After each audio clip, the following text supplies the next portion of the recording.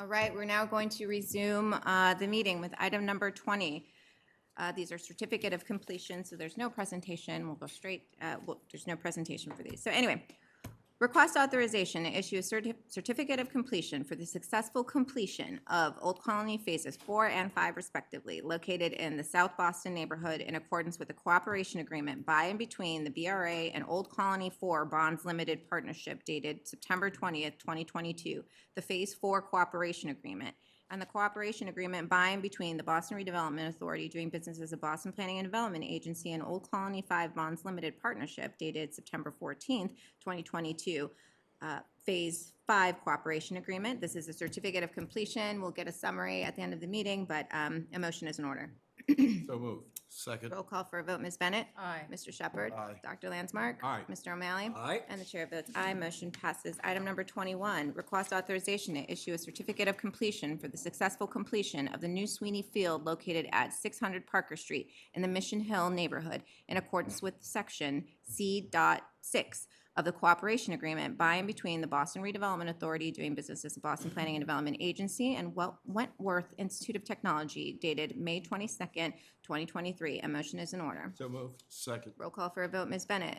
Aye. Mr. Shepherd? Aye. Dr. Landsmark? Aye. Mr. O'Malley? Aye. And the chair votes aye. Motion passes. Item number 22. Request authorization to take all steps necessary to assume the rights and duties of the City of Boston Transportation Department, BTD, pursuant to all transportation access plan agreements, TAPA, entered into by the City of Boston Transportation Department and any and all other documents and agreements entered into the City of Boston Transportation Department pursuant to Article 80 of the Boston Zoning Code, including without limitation to execute any and all documents that the director deems appropriate in connection with the transfer of the TAPA program from BTD. Jim. Thank you, Madam Chair, members of the board, Secretary Polhemus, Director Shen. I'm here to request authorization for the assignment of all existing transportation access plan agreements, or TAPAs, from the Transportation Department to the Planning Department. As you may recall, at the August board meeting, as part of our Article 80 reforms, we approved the authority for the Planning Department to execute all TAPAs going forward. This will transfer the authority to implement and enforce all existing TAPAs from the Transportation Department to the Planning Department. We will, as always, continue to work closely with our colleagues in the Transportation Department, Public Works, and PIC. Thank you, and happy to answer any questions. Thank you. All right, question and comments from the board? Hearing and seeing none, a motion is in order. So moved. Second. Roll call for a vote. Ms. Bennett? Aye. Mr. Shepherd? Aye. Dr. Landsmark? Aye. Mr. O'Malley? Aye. And the chair votes aye. Motion passes. Thanks, Jim. Item number 23, request authorization to enter into affordable rental housing agreement and restriction for the proposed creation of 19 inclusionary development rental units and 10 residential voucher units located at 25 through 39 Harvard Avenue and 410R Cambridge Street. To take all related actions. Andy. Thank you, Madam Chair, Director Shen, Secretary Polhemus, and members of the board. I'm Andy Feldman, Housing Policy Manager with the Mayor's Office of Housing. The proposal before you tonight is to authorize the BPDA to enter into a housing agreement for the board-approved Article 80B project at 25 to 39 Harvard Avenue in Alston. This development proposes to build 170 rental units. After receiving board approval, the proponent requested a change in the composition of income-restricted units in the project, maintaining the same total number, 29, which is equivalent to 17% of total units, but a different mix of income limits and voucher units. After reviewing the proponent's request, the Mayor's Office of Housing, in consultation with the Planning Department, agreed to a revised IDP commitment. The proponent anticipates that construction can begin shortly. Therefore, the vote in front of you tonight will allow the agency to enter into a housing agreement to dedicate the units agreed to in the revised proposal. Thank you, and happy to answer any questions that you may have. Thank you. Questions or comments from the board? Hearing and seeing none, a motion is in order. So moved. Second. Roll call for a vote. Ms. Bennett? Aye. Mr. Shepherd? Aye. Dr. Landsmark? Aye. Mr. O'Malley? Aye. And the chair votes aye. Motion passes. Thank you. Item number 24, request authorization to co-petition the City of Boston Public Improvement Commission to discontinue a portion of Stewart Street in the South Cove Urban Renewal Area, project number Mass R-92, the taking parcel, and adopt the order of taking for the taking parcel in connection with the project, and to enter into and execute a deed to GUGV 2 212 Stewart Property Owning LLC, and to enter into an indemnification agreement and to take all related actions. Quinn. Thank you, Madam Chair, members of the board, Secretary Polimus, and Director Shen. The proposal before you is to authorize the BPDA to petition the Public Improvement Commission for a discontinuance, adopt an order of taking, and authorize the director to enter into agreements with the proponent of the 212 Stewart Street project in the Bay Village for this parcel. This project has already been completed and is fully opened and occupied. This will be the second discontinuance and taking for this project, deemed necessary to account for an additional area of encroachment discovered when the property was surveyed for an as-built plan. Specifically, the articulated facade treatment of the building encroaches over the property line onto the layout of Stewart Street by approximately 6 to 7 inches. The total area of the additional taking covers approximately 43 square feet of land area. That concludes the presentation for this update. I'm happy to answer any questions the board may have. Thank you. Questions or comments from the board? Hearing and seeing none, a motion is in order. So moved. Second. Roll call for a vote. Ms. Bennett. Aye. Mr. Shepherd. Aye. Dr. Landsmark. Aye. Mr. O'Malley. Aye. And the chair votes aye. Motion passes. Thank you, Thank you. Quinn.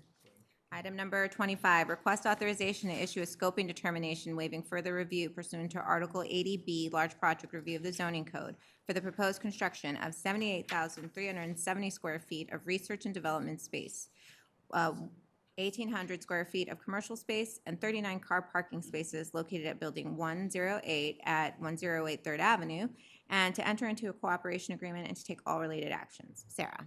Great. Thank you, and good evening, Madam Chair, members of the board, Director Shen, and Secretary Paul Hemus. My name is Sarah Peck, and I'm a Development Portfolio Manager in the Development Review Department. We are here before you this evening to discuss the proposed Building 108 project.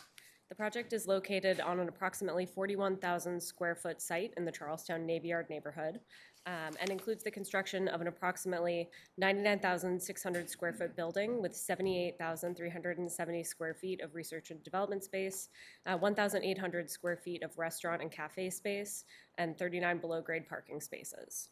On March 7th, 2023, the proponent filed a project notification form for the proposed project pursuant to Article 80B of the code. The BPDA then sponsored and held a virtual impact advisory group meeting on May 15th, 2023, and a virtual public meeting on May 17th, 2023, both via Zoom. The public comment period then ended on May 31st. An additional public meeting and IAG meeting were held on June 23rd, 2025 via Zoom. At this point, I would like to hand it off to my colleague, Ford Del Vecchio, to present the planning context for the project, followed by a presentation from the development team. Thanks, everyone. Thanks, Sarah. Thank you. Good evening, Chair Rojas, Secretary Polimus, members of the board, and Director Shen. My name is Ford Del Vecchio, and I'm the plans reviewer assigned to this project. Next slide, please. I'm now going through the nightmare where I realize I have the wrong script, so I'm going to be going off the slides right now. This project is located in the Charlestown Navy Yard in the historic monument area. Charlestown is composed of 3 different areas. This is the area it's located in. It is well connected to transit, located near the community college station, as well as various bus routes. Next slide, please. This is a summarization of the different regulations and use areas that we've analyzed over the course of reviewing this project. As this is within the historic Charlestown Navy Yard, it follows under the National Federal Historic District area. Thank you, and I will now hand it over to the proponent team in order to present the project in more detail. Thank you. Great, thank you. Good evening, Madam Chair, Director Shen, Secretary Paul Hemus, members of the board. My name is Michael Parker. I'm with the Dane Torpy Law Firm here in Boston. I'm here on behalf of Powerhouse Partners, Jeff Lewis and Lou Cabral. Also with us tonight is Jason Forney from Brewer Cott. I have to thank Sarah and Ford and a lot of other people at the BPDA for getting us to this point with Building 108. The Building 108 story is actually a 50-year story. It's a feel-good story, actually. It started back in 1974 when the federal government was turning over a large portion of the Charlestown Navy Yard to the BPDA. And though I wasn't in the room, apparently during this initiative of base closures, President Nixon was presented a slate of potential candidates to close, about a dozen of them, and his response was loaded with profanities. I don't care what you shut down as long as the first one is in Massachusetts. Apparently that was because Massachusetts was the only state that didn't vote for President Nixon in his 1972 reelection. What President Nixon did know is how well things would turn out. I personally have lived in the Navy Yard for 25 years and have watched it turn into a vibrant community. We have over 4,000 residents now. Transit rich, as Ford had talked about. We have a bus that goes every 15 minutes, touches some part of the yard, that goes to North Station, Sullivan Square, downtown, all points in between. If traffic looks bad, you can jump on a water ferry and get to any neighborhood in downtown within 10 minutes. And if you want to rely on walking, North Station is a 10 to 12-minute walk from the Navy Yard. As far as services, a lot of essential services have popped up. So just to name a few here, we have a small grocer, we have a YMCA, reasonably priced fitness center, hair salon, dentist, 2 daycares, a new preschool just came into the yard. We have a dance studio. We actually have an immigration law firm that is very helpful to all the researchers and students that are working at the MGH campus within the yard. We also have 2 beautiful parks. Shipyard Park and Menino Park. Shipyard Park, we have a fantastic outdoor venue called The Anchor that attracts somewhere around 500 to 600 people every Monday night for free salsa dance. And it's my favorite day of the week because I see so many happy people smiling. They smile at me, we say hello, they're dancing. It's really nice to see. And I say all that not to brag about my neighborhood, but just to let you know the amenities that the occupants of the new Building 108 will enjoy when they occupy. Back to the old Building 108 story. The million or so visitors to the Navy Yard until a couple years ago when they viewed the old Building 108, I don't think they could imagine that during its heyday, it supplied the power to build and repair some of the most sophisticated vessels that ever hit the water. Fenced off, heavily contaminated, dilapidated. To say that it was an eyesore was gross understatement, just falling in on itself. The BPDA a couple years ago demolished the building, fully remediated the site, and issued an RFP for its redevelopment. Powerhouse Partners was successful in securing that. They will be entering into a 99-year lease with the BPDA and putting forth a new Building 108 that you're seeing here today. Finally, for context, the new proposal fits the Navy Yard like a glove. As far as use, the 78,000 plus square feet of research and development, 1,800 square feet for restaurant and parking, sits adjacent, actually surrounded by the MGH Life Sciences and Teaching Campus. As far as design, it lies within the historic monument area, very heavily regulated, National Park Service review, Mass Historic. It's fully compliant with local zoning, so it aligns perfectly with the Navy Yard design and scale. So with that, I turn it over to Jason to do the heavy lift here for the presentation. Thank you. Thank you, Michael. Good evening. Jason Forney from Brunercott Architects in Boston. The design goals for this project really stem from the fact that we're replacing a building that a lot of people probably wish was still there. It was a beautiful building. So we're acknowledging the massing and sort of the spirit of that power station, celebrating the history and the character of the Navy Yard using compatible and sympathetic materials, and then working to reinforce the urban design quality and character in the streetscape, bringing active programming to the ground floor at a very high quality. This is a building that really doesn't have a back. It has 4 fronts on different sides, so we're working that way. Next slide, please. Here is a view in 1913 of the power station as it stood, and as Michael said, it provided electricity and steam to most of the Navy Yard. It was built over time, as shown in the next slide, in 6 incremental phases, so there was a little bit of everything going on here at that time, but what was really important was sort of the spirit and volume of the massing. Next slide. As described before, the proposed building mostly contains tenant space for research and development, but also some spaces that activate the ground floor, such as a cafe and other spaces. 1 level of parking below and 80 bicycle parking spaces. So a quick walk around the building. Next slide shows the 3rd Avenue facade. continuing the regulating lines from building 107, which is our neighbor, a connector in between, and then working to make the upper part of the building feel light and airy. Next slide shows the rope walk elevation, and here we're honoring the spirit of the building by sort of recalling a series of arched windows that, these were mostly blind arches in the original condition, but this will be a really nice facade along the flirtation walk. The next slide shows the view from 9th, and here we're looking at kind of the two original, two brick volumes that recall the original buildings, and again, sort of light and airy material that floats up between them and rises above the roof lines there. And then the last elevation is from the courtyard.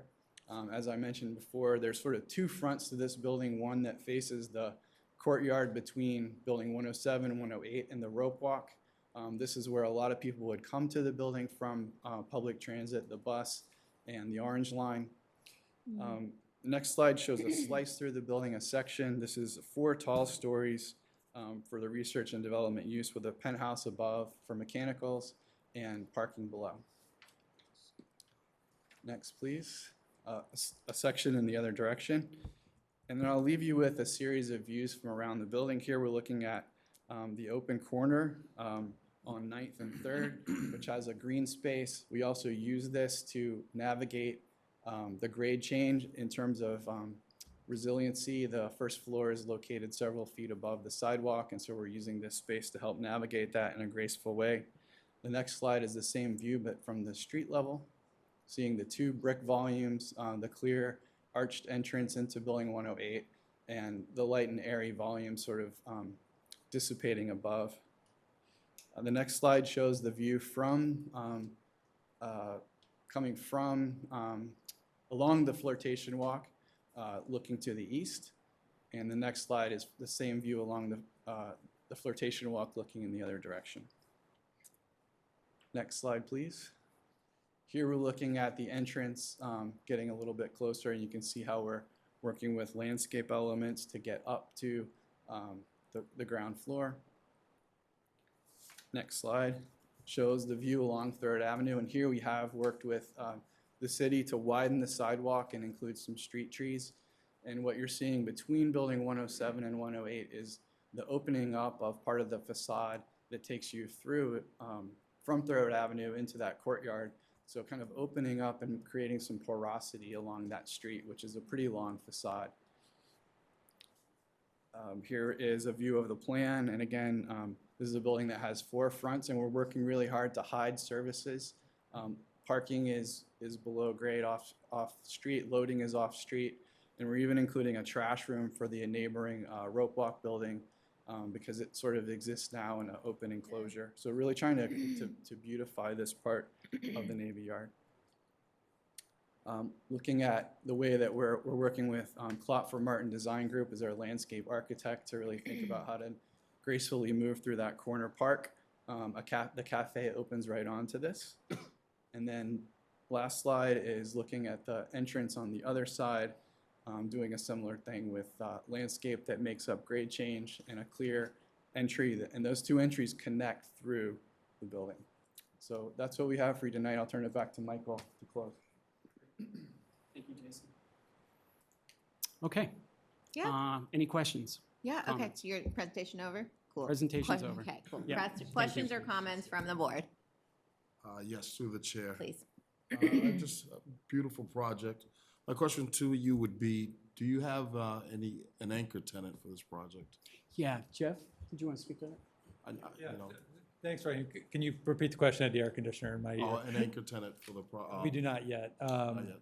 So we're hoping to obviously pound the pavement and find one, but you know, the biotech industry and life science is tough, but you know, and while it's tough on real estate, I'm not going to stand here and bet against Boston and as far as life science and biotech in the future. So I agree with that.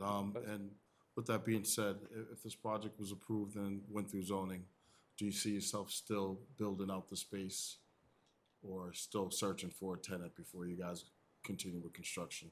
So we would, one, we don't have to go through zoning. We are Oh, yeah, as compliant. of right- yeah. But number two, yes, we would continue through the design effort at the same time of going through, immediately starting to search for tenants and financial partners and going on there. Whether we break ground on construction or not prior to finding a tenant depends on the overall life science market in real estate. Number two is sometimes there's specific aspects of a building that you need for a tenant, and you want to make sure you're hitting Yes, that to spec. just about right. Yep, Because that's not a cheap fit out at all. yes, Thanks. thank you. Right, additional questions or comments? Right, hearing and seeing none, a motion is in order. So moved. Second, Roll call for a vote, Ms. Bennett? Aye. Mr. Shepherd? Aye. Dr. Landsmark? Aye. Mr. O'Malley? Aye. And the chair votes aye, motion passes. Just a comment, I do like the, every side of the building as the front of the building. Like, I appreciate that and the courtyard and all of the breaking up and everything that you creatively did there. Was very pleased and intrigued as I reviewed this prior to the meeting. Great. Thank you, congratulations. Thank you. Item number 26, request authorization to issue a determination waiving further review pursuant to Article 88-6.1 of the zoning code for the proposed notice of project change and construction of 221 residential home ownership units, 202 residential rental units, and 5 EV car share spaces located at 1 Mystic Avenue, and to enter into an affordable rental housing agreement and restriction and affordable contribution agreement to take all related actions. Sarah? Oh, Andy? Sorry, it's actually going to be me, excuse me. Okay, yeah. Thank you, Madam Chair, Director Shen, Secretary Polhemus, and members of the board. I'm Andy Feldman, Housing Policy Manager with the Mayor's Office of Housing. Tonight, I'm here to request your vote on an affordable rental housing agreement and restriction and an affordable housing creation agreement for the board-approved project at 1 Mystic Avenue in Charlestown. This development proposes to build 423 total units. After receiving board approval in 2023, the proponent reached out to the city with proposed change in tenure, as well as IDP commitment, given the current market conditions. The total unit count was reduced from 503 to 423, with 221 condo units and 202 rental units. Under the new proposal, the rental portion of the project will include 13% of rental units restricted at 70% of AMI, and 7% of rental units set aside with households for households with VASH vouchers, or in the case that VASH vouchers cannot be procured, restricted at 80% of AMI. For the condo component, the proponent would make a payment in lieu of on-site units into the IDP fund, the exact value of which would depend on the sale price of the condos, but which would be approximately $18 million. Thank you, and I'm happy to answer any questions that the board may have. Thank you. Questions or comments from the board? You've piqued my interest with this internal EV car share program with 5 vehicles. First of all, how many parking spots are there going to be? It's 5 parking spaces, and we have the development team here as well in case there are additional questions. They wanted And to note that. I've not heard of, so this will be a car share, so this would be, zip car type, not zip car, but this would be an internally run car share, and it'll be 5 EVs, and residents can sign up, and do they pay for it? Is there like a membership, or? That's intriguing. I kind of like it. I hadn't heard of that before, so look forward to seeing its success. Hopefully we can grow beyond 5 too. Thank you. Okay. Thanks. Additional questions or comments? All right, hearing and seeing none, a motion is in order. So moved. Second, Roll call for a vote, Ms. Bennett? Aye. Mr. Shepherd? Aye. Dr. Landsmark? Aye. Mr. O'Malley? Aye. And the chair votes aye, motion passes. Thank you. Thank you. Okay, item number 27, request authorization to enter into an amended and restated affordable rental housing agreement and restriction for the creation of 4 inclusionary development units located at 1121 Dorchester Avenue, and to take all related actions. Andy? Thank you, Madam Chair. Director Shen, Secretary Polhemus, and members of the board. I'm Andy Feldman, Housing Policy Manager with the Mayor's Office of Housing. Tonight, I'm here to request your vote on an affordable housing agreement for the development at 1121 Dorchester Ave in Dorchester. This development consists of 21 rental units. The project originally proposed 3 IDP units and a payment into the IDP fund for the remaining partial unit. Due to issues that arose during construction, the floor plans changed, resulting in modest changes to unit sizes. given that the proponent requested a change to the IDP obligation, resulting in four IDP units instead of 3 and no partial payment. Therefore, the vote in front of you tonight will allow the agency to enter into an amended and restated RHAR, which will supersede the original RHAR. Thank you, and happy to answer any questions that you may have. Thanks, Andy. Questions or comments from the board? Hearing and seeing none, a motion is in order. So moved. Roll call for a vote, Ms. Bennett. Aye. Mr. Shepherd. Dr. Landsmark. Aye. Mr. O'Malley. Aye. And the chair votes aye, motion passes. Thanks, Andy. And then we're going to move to item 28. So, Mr. Shepherd, can he recuse himself for this item? I'll go ahead and begin reading it, though. Request authorization to issue a preliminary adequacy determination waiving further review pursuant to Article 80B, Large Project Review of the Zoning Code for the proposed construction of 204 residential rental units and 274 car parking spaces located at 990 American Legion Highway, and to issue a certification of compliance under Section 80B-6 of the Zoning Code upon completion of the Article 80 review process, and to enter into a cooperation agreement and take all related actions. Sarah. Great. Thank you again, Madam Chair, members of the board, Director Shen, and Secretary Paulimas. Once again, my name is Sarah Peck, Development Portfolio Manager in the Development Review Department. We are here before you this evening to discuss the proposed 990 American Legion Highway project. The project is located on an approximately 14.1 acre site located in the Hyde Park neighborhood of Boston. The project includes the construction of 204 residential rental units located in 9 detached 2- and 3-story buildings with 249 parking spaces. The project will also include a freestanding amenity building and leasing center for residents. On June 4th, 2021, the proponent filed a project notification form with the BPDA for the proposed project pursuant to Article 80B of the code. The BPDA sponsored and held a virtual IAG meeting on July 28th, 2021, and a virtual public meeting on July 26th, 2021. The public comment period then ended on August 27th, and the BPDA issued a scoping determination on November 19th, 2021. The proponent filed a draft project impact report with the BPDA on May 6th, 2022. The BPDA then sponsored and held a virtual IAG meeting on June 8th, 2022, and a virtual public meeting on June 13th. The public comment period ended on June 20th. The proponent then filed a final project impact report with the BPDA on December 15th, 2022. The BPDA then sponsored and held a virtual IAG meeting on January 17th, 2023, and a virtual public meeting on January 11th, 2023. The public comment period then ended on January 27th of that year.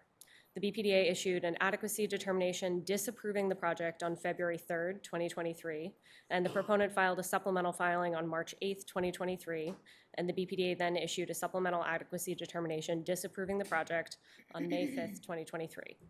In May 2024, the proponent commenced litigation in the land court against the BPDA, alleging that the BPDA improperly had failed to approve the project under Article 80.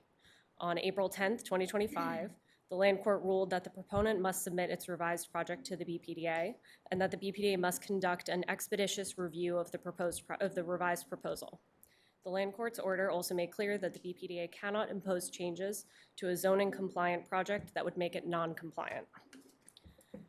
Subsequently, on April 17th, 2025, the proponent submitted the revised project to the BPDA. On May 16th, 2025, the BPDA asked that the proponent provide additional information about the project by submitting an updated final project impact report.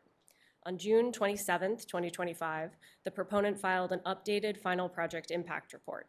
The Planning Department sponsored and held a virtual Impact Advisory Group meeting on August 26th, 2025, and a virtual public meeting on August 27th, 2025.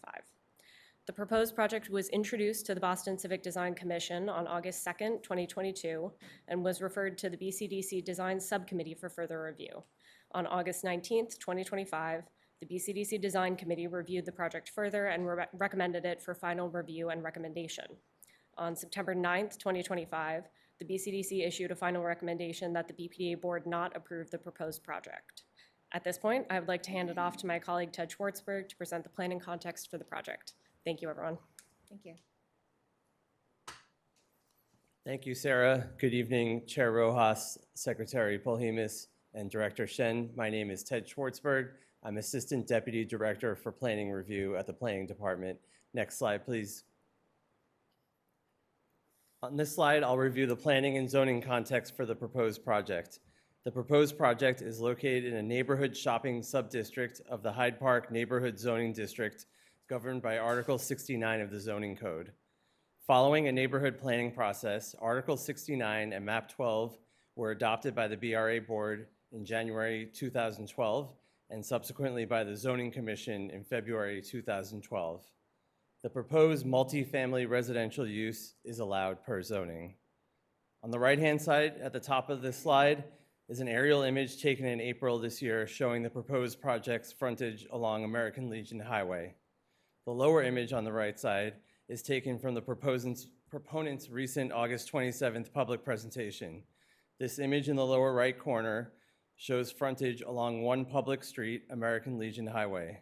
Along this street, there is an amenity building and a residential building. To the rear of these two buildings are 8 additional buildings. Planning department staff do not recommend zoning relief if the Inspectional Services Department finds that zoning relief is needed, including if it's needed for the provisions of Section 69-30.12 of the Zoning Code, which states that a dwelling shall not be built to the rear of another dwelling, accessory building, or main building. While planning staff do not yet know if the Inspectional Services Department will find that zoning relief is needed for the provision governing buildings built to the rear of other buildings, this proposal illustrates the importance of maintaining a nimble and up-to-date zoning code. The work of my colleagues that you heard about this evening, leading zoning reform initiatives across the city, seeks to ensure that Boston has a contemporary and effective set of land use regulations that correctly encodes the built environment that our planning initiatives envision. Thank you, and I'll now turn it over to the proponent to elaborate on their proposal. Thank you, Ted.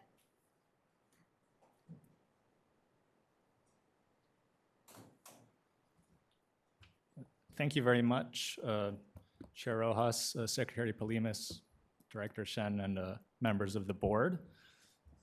Let's see, okay. Excuse me. So to start off with, this is a satellite view of site, and we're just going to give further context to the site. As previously mentioned, we're on approximately 14 acres here in Hyde Park.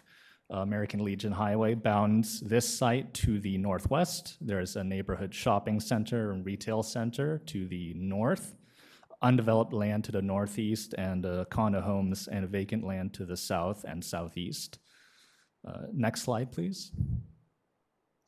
So this is another view. This is looking southwards, an aerial showing that shopping center, now in a different orientation on the bottom left of the slide, with the exception of that northeast corner. Adjacent to that shopping center, this site contains significant natural setbacks on all edges. Next slide, please. Thank you. Here's another view. This is more to give context from the street level. On the left-hand image is a view of American Legion Highway approaching the site from the north. The right hand is traveling further north to the driveway entrance of American Legion Highway. You can see that driveway entrance on the right. Next slide, please. So this going the opposite way, on the left-hand side is a view of American Legion approaching from the south, and then traveling further south on the right-hand image is the driveway entrance. Next slide, please. So this concerning the existing conditions, the project site is currently vacant with a previously developed access road on site. And you're seeing this American Legion Highway at grade is where the site starts and slopes upwards by about 72 feet to the highest point, constituting a significant grade change. We are seeing a lot of challenging topography on this site. Next slide, please. Now, this is the further background. As Sarah went over, we've been working on this site with our team for almost 5 years now, and so we've included that planning history here. Recently, we have submitted our revised FPIR on June 27th for what you're viewing today as far as the current proposal goes. And we did recently attend IAG meeting, public meeting, and 2 BCDC meetings this month and last month. Next slide, please. So this aerial view is showing the proposal, as mentioned, for 204 residential units. We also have a residential amenity building of about 8,000 gross square feet. 220, we have 226 parking spaces for project residents and employees, plus an additional 23 spaces on the site driveway for parallel street parking. Next slide, please. So on these next two slides are some site plan images. In coordination with our team at Hefner Architects, the site has been developed as a series of buildings, 9 buildings. We laid them out around a central roadway running from American Legion Highway on the left of that screen to the right-hand side through Jubilee Church's adjacent parcel, which is not part of this proposal. Next slide, please. Now, this is another site plan. This is more illustrative, showing that this roadway is running through the site. It meets the city's public roadway requirements per their request. And additionally, about 58% of this site area, which is about 8 acres, is usable open space. We're including playing fields, playgrounds, and a dog park, which are all accessible by the sidewalks throughout the site, and as well as that roadway, and we'll show more renderings of that later. Next slide, please. So these next couple views are for cross sections and elevations of this proposal, and you'll see particularly on the top image, it shows showing that grade change of about 72 feet from the left with the entrance on American Legion Highway to the southern edge of the site. Next slide, please. And another note is that our design team, we stepped these buildings to allow for a better integration with the existing challenging topography, and we aim to minimize the amount of site disturbance from that. Now on this one, we have some selection of elevations. As you can see, these buildings we're proposing are about 2 to 3 stories tall each. We are keeping the heights to a residential scale fitting within the context of that neighborhood.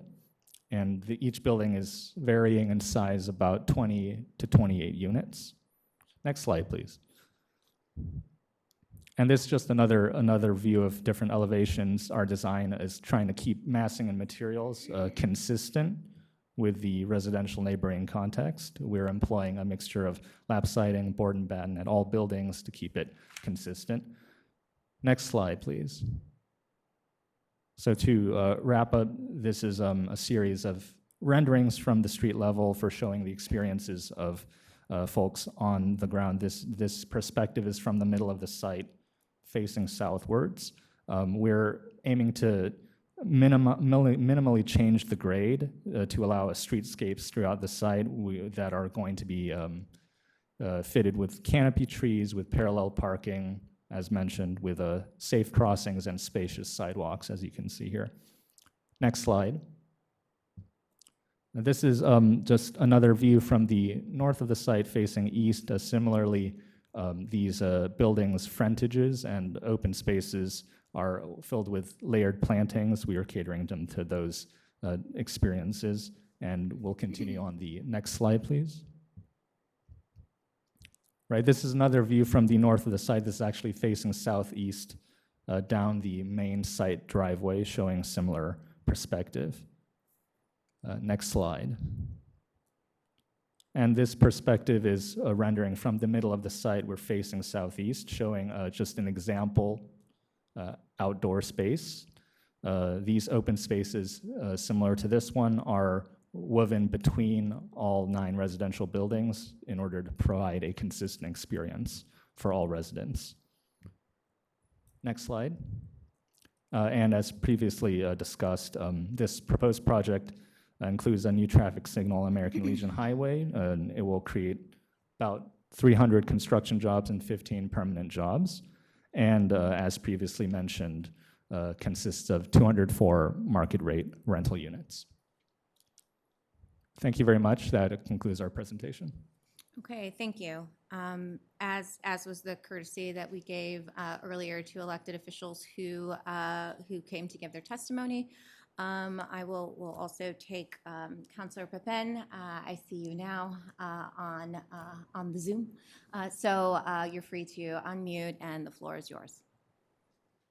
Thank you, Madam Chair, members of the board. My name is Enrique Pepin. I'm the District 5 Boston City Councilor, proudly representing the neighborhoods of Hyde Park, Mattapan, and Rosendale. Obviously testifying in regards to 990 American Legion Highway.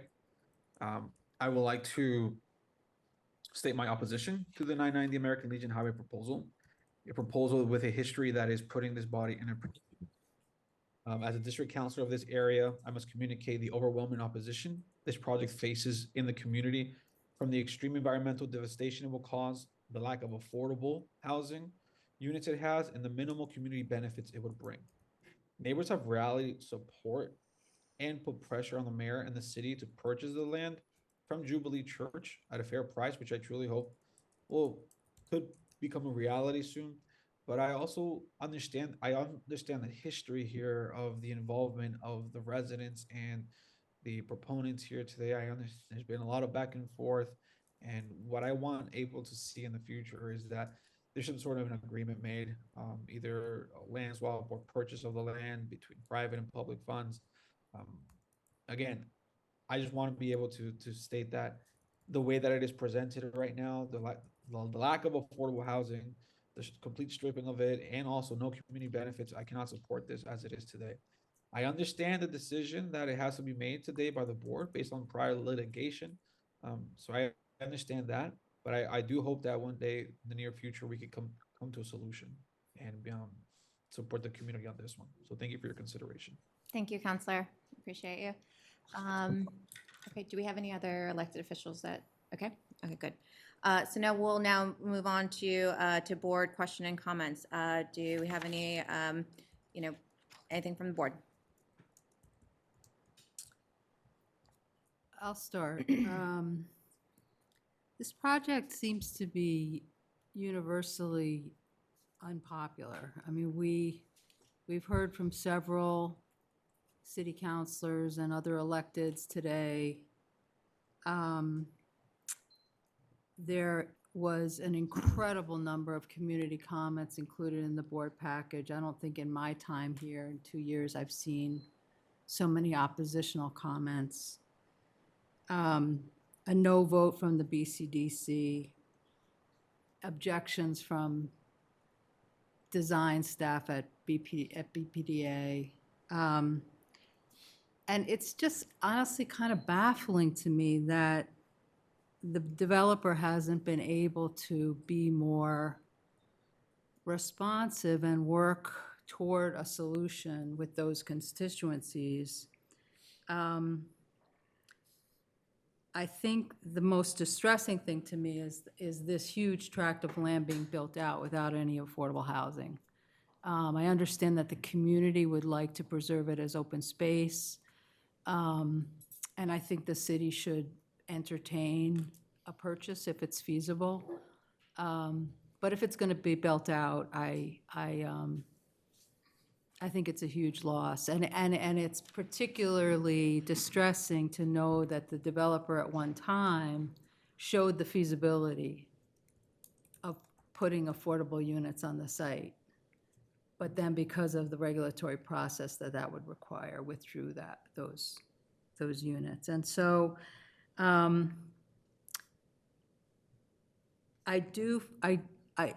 courts have spoken, and I think for me, I'm concluding that I need to vote yes for this project. I need to vote yes out of respect for the judge and the court order. But a yes vote does not, for me, support the project itself. I do find some solace in all of the work that the planning department is doing to update its zoning and Article 80 process, so something like this can't happen, that something can't be built as of right, that is just not a good project for the community or for the site or for the city. And yeah, I just want to note for the record that, again, the community interest still alive to purchase the site. I don't think it's too late for this developer to move more substantially toward some of the goals that all of these constituencies have. And so I would hope that that's what would happen as things roll forward. Thank you. Yeah. Additional comments from the board? I would echo the comments of Board Member Bennett, and I'm reminded of a college professor of mine who, when I was first on our first day of class, said it's very difficult to get an A in this class, and it's very difficult to get an F in this class. And I've extrapolated that on zoning issues in our work here. It's very rare that we find a project that has unanimous support, although we have. And it's also very rare to find a project before us that has virtually no community support. And sadly, that is what is before us now. Our hands are very, very much tied in this because of the courts. I agree with what Kate said.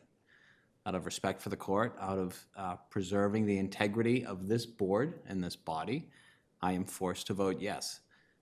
This is a project that is not something that I think even meets many of the minimum standards that we expect when we take these votes. I am hopeful that process will continue and other opportunities for community to weigh in and help shape this will continue as well. But the lack of affordability, the removal of so many trees. You talk about open space. This is a beloved area, so it's putting this board in a very, very, very difficult situation. But it's where we find ourselves, and that's why I unfortunately will be voting yes. Thank you. Any additional comments? Ken, if you want, you don't have to. I would just echo what my colleagues have said, and I keep asking myself what the justification is for approving this, given that it seems to fall so far outside of the mission that's been stated by this board, this agency, and the mayor. Okay. Thank you, Dr. Lansmore.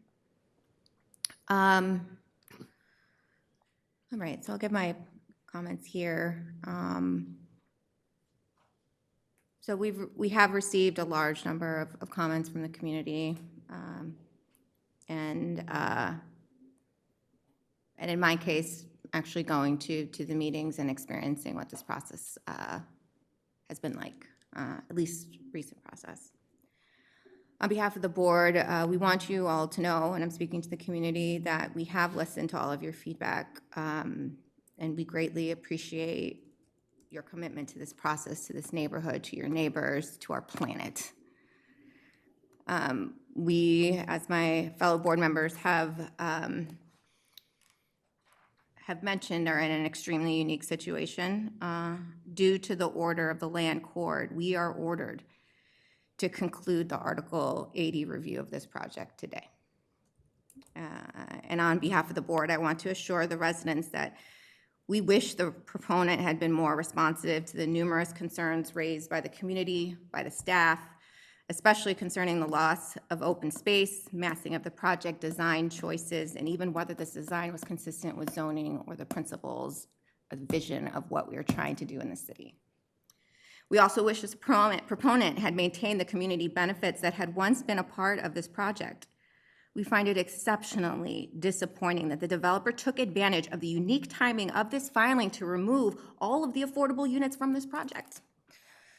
If this project were filed today, the city's zoning code would require that it include income-restricted units under the inclusionary zoning. But we don't have the power to force this issue on this project. And while we are dismayed by the developer's choice, these are choices, our hands are tied.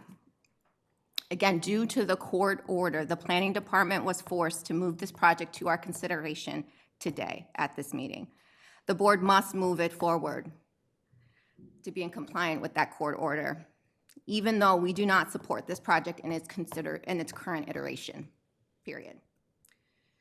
Echoing with my colleague, longtime colleague, Ted Schwartzberg said, this project reminds us of the importance of maintaining a nimble and up-to-date zoning code, the work we are doing right now. The city's zoning reform initiatives across this city will ensure that Boston has a contemporary, effective set of land use regulations that correctly encodes the built environment and our planning initiatives and our vision going forward for the city. This board remains committed to continuing to work with the planning department, staff, with the community, with our neighbors to achieve this. This is my 10-year anniversary board meeting. And I have never had to say these words before. I have never participated in community meetings, be they IAG, be they open meetings, that were like what I participated in for this project. And that's working on thousands of projects over the past 10 years. I've never experienced anything like this.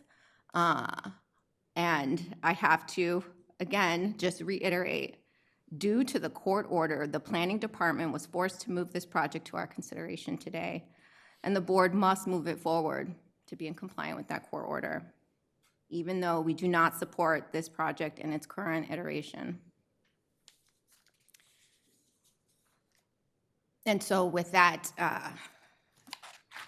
a motion is in order. So moved. Second. Roll call for a vote. Ms. Bennett. Aye. Mr. Shepherd. Oh, no, not Mr. Shepherd recuses. Dr. Landsmark. Opposed. Mr. O'Malley. Aye. To maintain compliance with the court order, the chair votes aye. So in compliance with the court order, this motion passes. That's it. We're now going to move on to item number 28. Request authorization to issue certification of approval pursuant to Article 80E Small Project Review of the Zoning Code for the proposed construction of 42 residential rental units, including 7 inclusionary zoning units, 19 car parking spaces, and 42 bicycle parking spaces located at 1740 Hyde Park Avenue, and to enter into a community benefits agreement to take all related actions. Ebony? Good evening, and thank you, Madam Chair, members of the board, Madam Secretary, and Director Shen. We are here before you today to discuss the proposed 1740 Hyde Park Avenue project. I thank you for your time today. The proposed project consists of the construction of a 5-story residential building totaling approximately 43,319 square feet. The building will contain approximately 42 rental units, 19 off-street parking spaces, and 42 bicycle parking spaces. The small project review application was filed on June 30th, 2025. A public meeting was held on July 22nd, 2025. At this time, I am happy to turn it over to Michelle Yee from the planning team to discuss the planning context for the project, followed by a presentation from the development team. Thank you. Thanks, Ebony. Thank you, Ebony. Good evening, Chair Rojas, Secretary Poliamis, members of the board, and Director Shen. My name is Michelle Yee, and I'm the Planning Review Team Planner assigned to this project. The proposed project at 1740 Hyde Park Avenue is located in the Hyde Park Neighborhood Zoning District within a local industrial 2 sub-district. While this area is zoned for industrial uses, the proposed project will now continue the emerging mixed-use cluster on Hyde Park Avenue. Sorry. Due to its location near the MBTA Reedfield Commuter Rail Station, the proposed project also falls within the boundaries of the Fairmount Indigo Planning Initiative released by the BRA in 2015. This initiative envisioned this area as a future economic center, highlighting opportunities for infill housing, transit-oriented development, and continuous streetscape improvements. The proposed project aligns with these goals as it now contributes new housing and further activates the emerging mixed-use corridor along this section of Hyde Park Avenue. The existing building is not inventoried by the Massachusetts Historical Commission as a historic structure, although the neighborhood in which the proposed development is sited is within a Boston MHC historic inventory area, the Reedville Industrial Area. Several surrounding properties are individually inventoried by the MHC as well. Next slide, please. Within this figure, the proposed project is compared to the existing zoning. The pink highlights the maximum height and setbacks that could be built within this area. As you can see, the current zoning designation is not consistent with the emergent mixed-use cluster that has been recently established along this portion of Hyde Park Avenue. The current zoning dimensional regulations assume lower-scale industrial building typologies with higher lot coverage, which limits the ability to provide much-needed public realm and open space improvements in residential redevelopments. Zoning relief is recommended as the greater height and density aligns with the local planning context and will bring many public realm improvements, including improving the sidewalk and streetscape on Hyde Park Avenue, and will include 4 new street trees. Thank you, and now I'll turn it over to the development team to present the project in more detail. Thank you. Thanks, Michelle. Thank you, Ebony. Good evening, Madam Chair, members of the board, Madam Secretary, Director Shen. Attorney John Pulgini here on this proposal. 1740 Hyde Park Ave is in a really unique situation. It is literally on the Reedville train station. I know board member Shepherd is familiar with that area very much so. I'm going to be brief because I know you guys have had a long emotional night. With me tonight is John Garland and Ashton Schlunt, who are the team architects with this. And it's just a property that is this stretch of Hyde Park Ave is kind of underutilized commercial uses right now. What we're seeing a lot in Hyde Park is instead of having the underlying local industrial type activities going on, we're getting a lot of transportation uses. We're getting a lot of bus companies. We're getting a lot of taxi cab companies that aren't allowed to park in towns like Brookline overnight, so they move it to Hyde Park. But that being the case, we appreciate the opportunity to be here tonight, and at this point, I'm going to turn it over to Ashton to walk you through the plans. Thanks for allowing us to present. Thank you.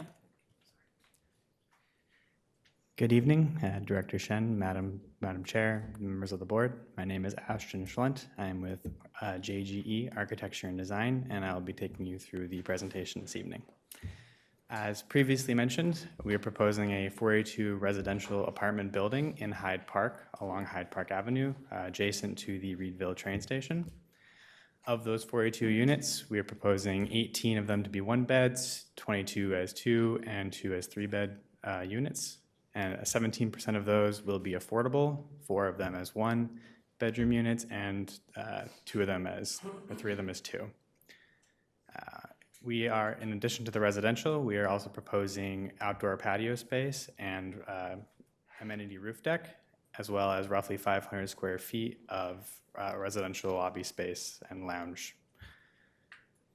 Below the street level, but on the site, we are providing 19 garage parking spaces, 1-to-1 bike storage, consistent with Boston's bike guidelines, and public realm streetscape improvements, also consistent with Boston's complete streets. Next slide. Zooming out, you can see our site there highlighted in the red box, noted as site. In the front, we have the Hyde Park Ave highlighted in red, and in the rear, we have the MBTA access road. We're really proud to be bringing a project like this to a neighborhood, a portion of this neighborhood that is currently blighted and light industrial. And in concert with some of the other recently approved developments in this area, we feel that this will help stitch the community back together. Next slide. Looking at some of the existing conditions, the top 2 images we have going down Hyde Park Ave. The image to the top right is looking right at the site. You can see its light industrial use as it is today. And the bottom 2 images we see along the access road looking at the rear of the site. Next slide, please. Looking at some of those developments, we have our site again highlighted in the red. We have the larger development across the street, 1702 Hyde Park, adjacent to us to the right of the red box, and 40 Sprague Street, which is currently under construction adjacent to the Reedville station. Next slide. Looking at this in plan, we have our building highlighted in the light orange at the bottom of the page. We're really excited to be creating this level of urban continuity in an area along Hyde Park Ave that has currently been so blighted and have this use. You can see the street trees in front of the building running along in front of the adjacent 1702 and the projects further down the street. Next slide. Looking a little more closely at our site, you can see pushing out into Hyde Park Ave, we have the cycle track, and then the four proposed street trees buffering the pedestrian space, that space being wide enough for two pedestrians to walk by each other. Directly in front of the building, we have proposed a lush green planter space, as well as site seating that would be constructed from the salvaged WPA wall. Next slide. Looking at this again in section, hopefully getting a better sense of what that streetscape would feel like, and also its compliance with Boston's Complete Streets guidelines. Next slide. This is the typical first floor plan, the main entry to the page top left. As you come in, you have the lounge amenity space, and then you have a mix of 1s, 2s, and 3-bed units all around the central core. Next slide. The material palette of this building, we're proposing a crisp white fiber cement siding with warm accents along the building at the top and at the base. Also at the base, marked in the letter C, we are proposing a buff masonry brick. And you can see you can again see the 4 street trees we're proposing and some of that streetscape improvements. Next slide. Next slide, please.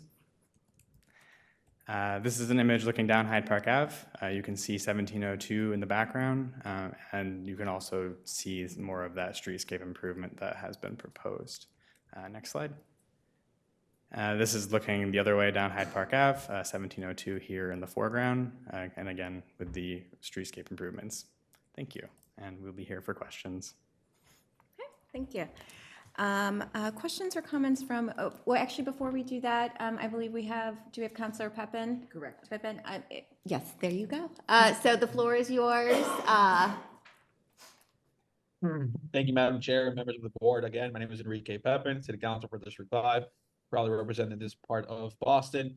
Thank you for the opportunity to testify on another project. I am in full support of 1740 Hyde Park Ave, not only for the much needed housing units, but also for the exciting opportunities and needed benefits to the area of this busy street. I've heard directly from students, especially students from the Academy of the Pacific Rim, who's right nearby, who say that they don't feel safe at the moment walking down the street in terms of the conditions of the old and unsafe sidewalks. So this project does present the opportunity to create new, safer pedestrian pathways and wider Hyde Park Avenue. Benefits that I'm very excited to see in the area.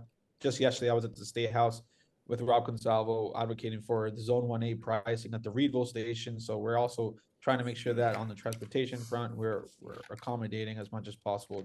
We see a lot of potential in this area. So that's why I'm in full support. Okay, thank you, Councilor. Now, board questions or comments?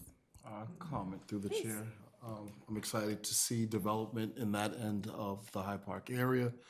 As you drive down Hyde Park Ave, once you start hitting past Shaw's, in a sense, you kind of ask yourself, like, where am I at a little bit? And with the new development going on in the Hyde Park area, I think it can attract small businesses over there and get a lot of foot traffic in the area, places to eat and things of that nature, which would be great for Hyde Park. So I appreciate what you guys are doing, and it does look beautiful. Thank you. Thank you. Yeah, I'll echo that. I'll begin if Councilor Pepin is still listening to wish him a very happy birthday. Yesterday was his birthday. gosh, happy birthday. Happy birthday, Councilor. He shares it with my wife, so I'll never forget it. Really knows And how to celebrate. yeah, I mean, I do have a question. Is there any PV paneling on the roof? It looks like that would be a superb location for it. Definitely the building is. We gotta come up and then introduce yourself and all the things, yeah. Good afternoon. Yeah. My name's Jonathan Garland with JGE Architects. There's definitely PV, it will be PV ready. So we'll bring solar infrastructure up to the Good, roof. and I know that has to be, so I guess I'm just, and I'm going to support this project, but I would urge you to be beyond ready, because I think it's a great opportunity, just given how Yes. it's situated in the around, and it'll help. I mean, there could be conceivably enough to, power the lights in the common areas, so I think it's a sharp building. As a lifelong resident of Southwest Boston, from West Roxbury, Rosendale, I love to see Reedville having its moment. There's a lot of really exciting projects happening down there. And I also appreciate, and you can read into this what you will, but Attorney Polgini is someone who's from that neighborhood as well. I appreciate your work and always bringing folks together to build support for these projects. And I'd say the same. I see Joe Hanley sitting in the audience as well. As we've seen tonight, that's not always the case. Development can be hard, but when there's a good project and we really engage our neighbors, often the result is a better product and a better project that we can all support. This is clearly one of them. So I look forward to the success. It looks like it'll be a great opportunity. Cool. Additional questions or comments? All right, hearing and seeing none, a motion is in order. So moved. Second. We'll call for a vote. Ms. Bennett? Aye. Mr. Shepherd? Aye. Dr. Landsmark? Aye. Mr. O'Malley? Aye. And the chair votes aye. Motion passes. Congratulations. Good luck. Rooting for you. Good job. Okay, item number 30. Request authorization to issue a scoping determination waiving further review pursuant to Article 80B Large Project Review of the Zoning Code for the construction of 78 affordable senior housing units and amenity spaces located at 1198 Center Street, also known as 1200 Center Street, and to enter into a cooperation agreement in connection with the proposed project and take all related actions. Camille. Good evening, and thank you, Chair Rojas, members of the board, Secretary Polhemus, and Director Shen. My name is Camille Platt-DaCosta, and I'm a senior project manager here before you to present the proposed Article 80B large project located at 1198, also known as 1200 Center Street in Roslindale, also known as Hebrew Senior Life. Project site is located on a new tax lot currently used for surface parking at the intersection of Center Street and Walter Street in Roslindale. The proposed 6-story building will include, as mentioned, 78 deeply affordable senior housing units. There will be shared amenity spaces that include staff offices, multipurpose, wellness room, reception, mail, package rooms, a library, and a fitness room. The project notification form was submitted to the Planning Department on June 25th of 2025. A virtual public meeting was held on July 23rd of 2025, which was distributed to our Roslindale mailing list, as well as advertised in both local newspapers. It was well attended and received very positive feedback. I will now turn it over to Jason McDonald to take you through the planning context before the development team leads you through the presentation. Thanks for your time. Thanks. Hi there. Good evening, Chair Rojas, members of the board, Secretary Bohemus, and Director Shen. My name is Jason McDonald. I'm the assigned planner to the project. As mentioned, this site is part of the larger Hebrew Senior Life Facility, which is made up of multi-story buildings providing all different sorts of care for seniors. It is located within the Veterans of Foreign Wars Parkway Greenbelt Protection Overlay District, mouthful, which calls for early communication with the City of Boston's Park Commission. And the other neighboring context would be the Arnold Arboretum Park and the 4-story residential building across Center Street there. Next slide, please. Sorry. The proposed is seeking relief for some dimensional violations. The proposed is in line with the city housing goals of providing affordable income-restricted housing while adding to the elderly stock or the stock for wiser and more experienced neighbors. Though the filing process, through the filing process, the project has become contextually appropriate building and provides a valuable use and service to the neighborhood. And yeah, I will now pass the proponents to present this project. Thank you. Thanks. Good evening. My name is Carla Chaffee from Nixon Peabody. I'm here on behalf of Hebrew Senior Life. I'd like to thank Camille and staff so far for getting us here today. I'm here with Deb Morse, who is the Vice President of Real Estate at Hebrew Senior Life, as well as our architect, Laura Homich from PCA. Our civil and landscape team are available virtually if there are any questions.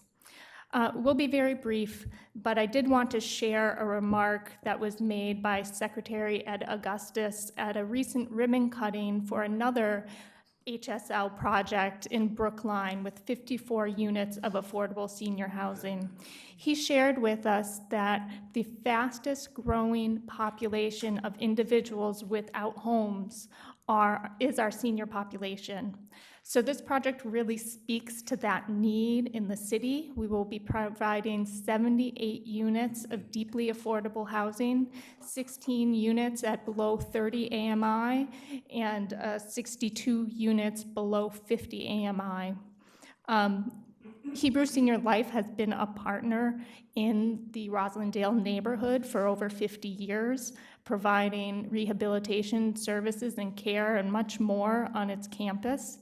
We're very excited that we're utilizing an existing asset that's very underutilized with parking that is not needed for the campus, and we're turning it into something that we think will be an amazing asset for the community and for our senior population here. So with that, I'll pass it off to Deb Morris, who will speak a little bit to community engagement and the support we've had so far. Thank you. Thank you.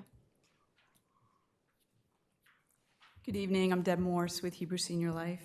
Thank you, Camille, and thank you to your colleagues throughout the city, including staff from the Mayor's Office of Housing and staff from the Boston Housing Authority.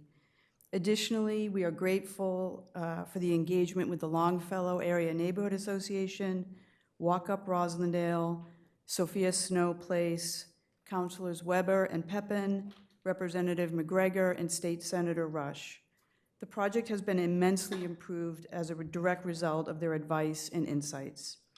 Their overwhelming support for our proposed program of providing service-enriched housing for extremely low-income seniors has been deeply gratifying. Laura Homich from PCA will walk through the design process for you. Thank you. Good evening. My name is Laura Homich. I'm a principal at PCA, and we'll walk you through the building. I'm really happy to be here. Thank you all. Welcome. You're very welcomed here. Thank you. What you're seeing here is the context of our site. That tiny little spot right there in orange is our site. We are nestled within the community of Roslindale, right up against the Arboretum, where the Center and Walter Street intersect. Really early on throughout the process, our charge from Hebrew Senior Life was to create a gateway to their community that is currently there.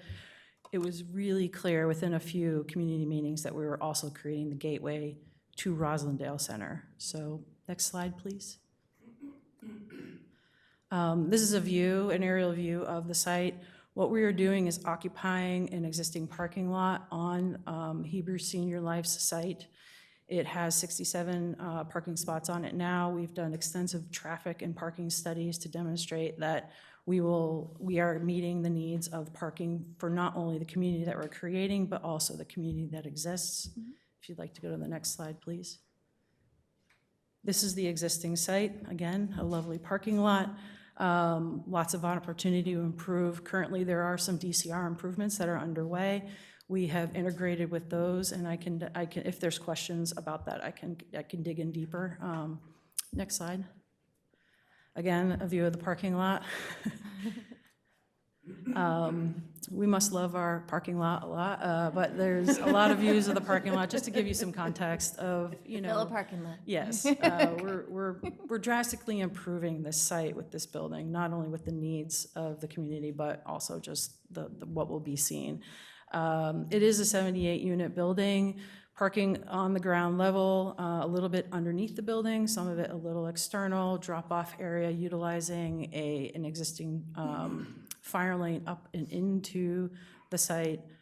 It is 6 stories with a lower area that drops down to the center, drops down towards the center of Walter and Center Street, really connecting down. And there's some views later that'll kind of demonstrate that. Next slide, please. This is our landscape plan, again, integrating nicely with the DCR improvements, creating not only a common space, outdoor space, right directly outside the front door, but also a number of spaces around the building itself. There's a bit of topography on this site, and so we're really managing some of those things, providing areas for if seniors are walking around and walking across the street to the Arboretum, which this does enable an accessible route to be able to achieve a pathway to the Arboretum, not to mention the DCR improvements, which are basically taking an area right now that is really difficult to cross. So we've connected all the way around our building. If you'd like to go to the next one, please. We took careful consideration, given we were adjacent to the Arboretum, to be inspired by the Arboretum itself, using textures and colors, and it's all fiber cement and metal panel, typical products for a building of this type, but really trying to be inspired by the Arboretum itself. Next, please. It's hard to tell, but this is on the inside of the building. It really, like other projects that have been presented today, it really is a four-sided building. We really do not have a back area. So next one, please. This is a section through our building. We do have predominantly one-bedroom units with some amenity space on the lowest level that supports the sense of community that is necessary for seniors. It's a very important aspect of combating loneliness, which can be a contributor to health decline for the senior population. Next slide, please. And this is a view from Center and Walter Street, Center Street going off to your right, Walter going off to your left of our building. And this is the entry, main entry, right off of the corner there. We do anticipate that this will be open to the general public as well. We've had some conversations with folks across the street of Sophia Snow, encouraging them to cross over, engage with us, and then also have better access to the Arboretum as well. Next slide. These are just continued views. We could probably keep going rather quickly just to move things along. Very similar to the elevations, trying to make minor moves to enable some ability to provide different textures on the building. The building will be passive house and fully electrified. Cool. And I think I passed this on to... I think that concludes our presentation. Great. I believe Councilor Pepin, do you also want to speak on this? The floor is yours. Boy. Bear with me, I apologize. Sorry.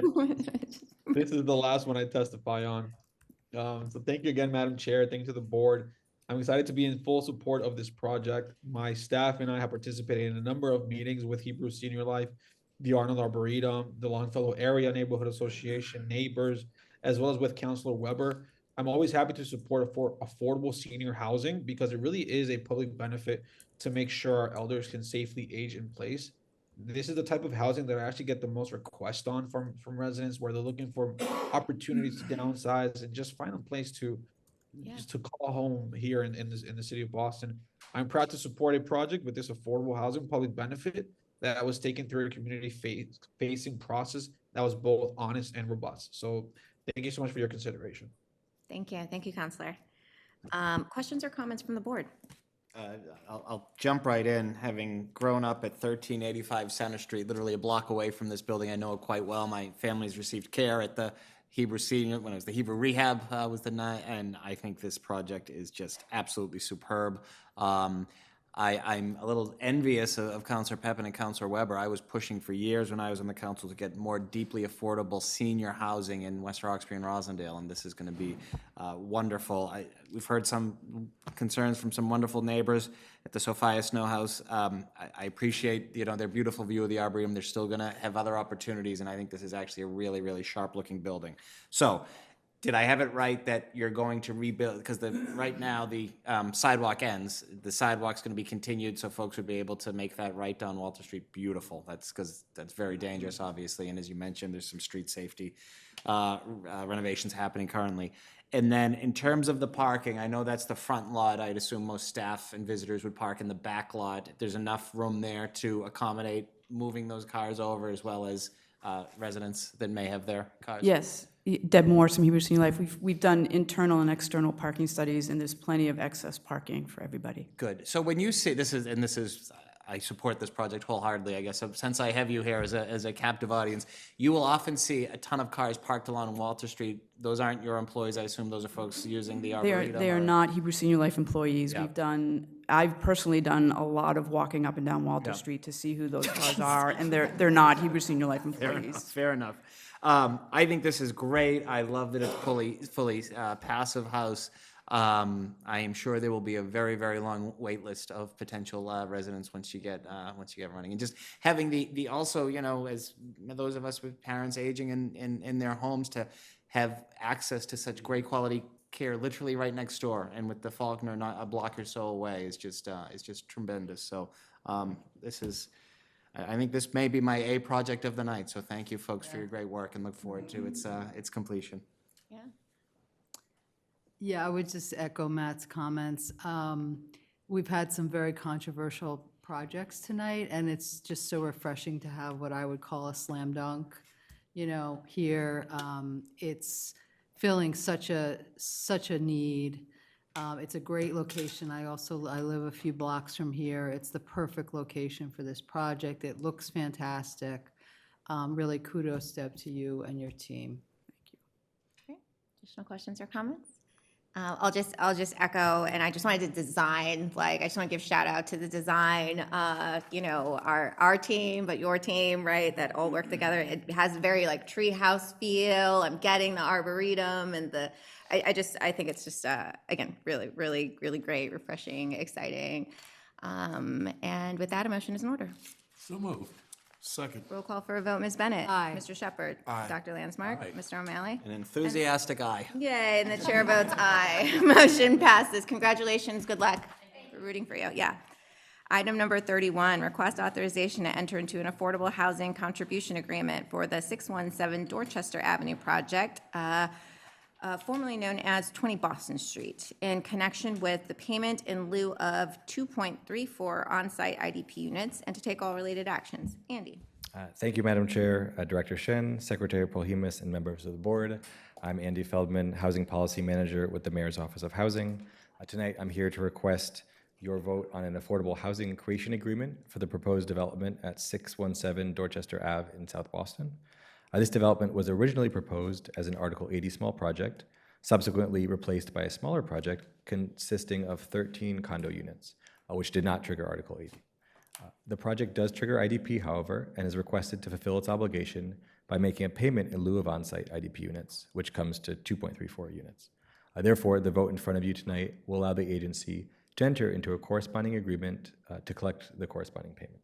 Thank you. Happy to answer any questions you may have. Thank you. Questions or comments from the board?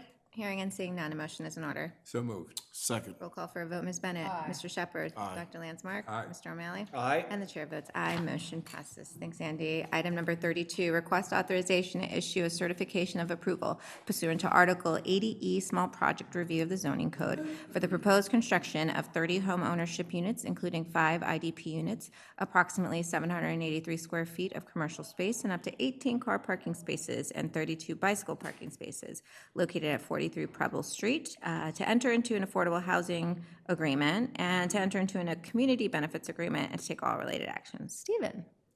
Good seeing you tonight, Stephen. This is great. Good evening. Thank you, Madam Chair, members of the board, Madam Secretary Paul Hemuth, and Director Shen. My name is Stephen Harvey, and I'm a Senior Project Manager at the City Boston Planning Department, and I want to thank you for your time this evening. The proposal I bring to you today is 43 Preble Street, located in South Boston. On January 5th, 2024, the City of Boston Planning Department received a small project review application from the proponent. The proponent is proposing to construct a new 4-story residential building with ground floor commercial space. The new residential building will contain 30 condominium units with a 783 square foot ground floor commercial space. 5 of the 30 condominium units will be affordable units. The project will also have 18 vehicle parking spaces and 40 bicycle parking spaces.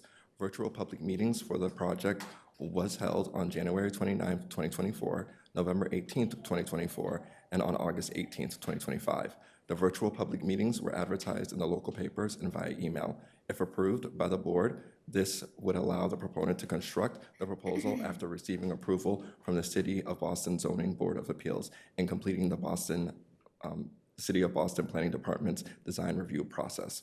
I would now like to pass it over to Alana. Alana is a planner for the proposal. She will touch on the resources guiding staff's review of the proposed project and key considerations. Once Alana completes her slides, the project attorney, George Moranci, will then run through the rest of the project presentation. Once the presentation is complete, George, Alana, and I will answer any questions put forward by the board. Thank you once again for your time this evening. Thanks, Stephen. Good evening, Chair Rojas, Secretary Polimas, members of the board, and Director Shen. My name is Ilana Hames, and I am the planner assigned to this project. Next slide, please. There we go. The proposed project is located in the South Boston Neighborhood District within an L5 local business subdistrict pursuant to the underlying zoning articles of the code.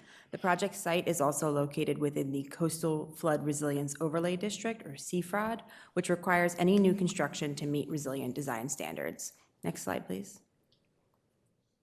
The proposed development site is located at the southern edge of the planned South Boston Dorchester Avenue, or Plan.Ave study area, within proposed use zone 3, residential and select first floor retail. The plan sets forth guidelines for building, dimension, and use derived from community input and envisions this area as a buffer or transition zone between the commercial centers along Dorchester Avenue, the residential uses south of the study area, and the open space to the east in Mowgli Park. Suggested heights are maximized nearest to the Andrew MBTA station and to the west of Dorchester Avenue within the study area, topping out at around 300 feet east of Dorchester Avenue East of Dorchester Avenue along Preble Street, the plan recommends building heights up to 60 feet.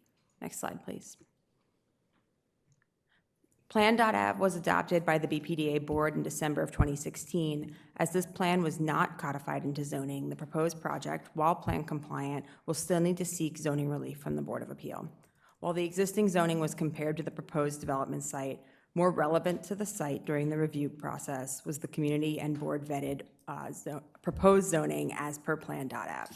This plan calls for, again, up to 60 feet in height at the proposed site and increased density, relegating the zoning FAR, zoning height and setbacks suitable for relief. After board approval and zoning board of appeal approval of the required zoning relief, the proposed project will continue in design review at the planning department. Thank you, and I will now turn it over to the development team to present the project in more detail. Thank you. Thank you, Alana. Thank you, Stephen. Good evening, Chair Rojas, Secretary Polimas, members of the board, Director Shen. My name is George Moranci. I'm the attorney for the project. I'm really just going to transition to the project architect in light of the length of today's meeting and the hour. I will just say that we believe this is a good project. It is certainly transit-oriented development. During community process, a number of, I wouldn't call them concessions, but adjustments were made in direct response to community input. We went from, I think, 42 units originally down to 30, dropped the story height from 5 to 4. This is very close to Andrew Square Red Line, but there is parking for the 30 units because it is still South Boston. Yes. So with that, I think that Nicholas Landry, the project architect, is logged in. And I see Nick, and I'll turn it over to Nick for the presentation of the project plans. Nick? Thank you, George. Good evening. Nick Landry from DRT. I'll walk us through the plans tonight. We have a proposal for a new 30-unit residential building that includes some commercial space and garage parking below the building. Total of 18 parking spots. The 30 units are broken down into 1, 2, and 3 beds. We have 13 1-beds, 16 2-beds, and 1 3-bed. We can go to the next slide, please. So I think we've been working with the BPDA on this project for a little over a year now. We can go to the next slide, please. So currently, the project is sandwiched between Wendeler Street and Rogers Street. Preble Street's along the bottom. Currently, it's an auto repair facility. You can go to the next slide, please. And what we're proposing is again, it's going to be a 30-unit building, which we're also going to be relocating a bus stop. You can see that on the Preble Street side of the plan there. And because we're in the climate resiliency zone, we've had to elevate most of the first floor above that floodplain, so it's a bit of a Swiss watch. There's some commercial space in the center of the plan, which is elevated. There's a bike room, which is at grade on the top of the plan, and the residential entry is on the bottom of the plan. The garage parking is kind of tucked around off of Rogers Street, and then we have an elevated open space in the rear that'll be used by the tenants of the building. Go to the next slide, please. So this is a view from Preble Street, and you can see there's where it says 43, that's kind of the entry to the commercial area. There's a ramp there that's used for the commercial space and for the residential components of the project.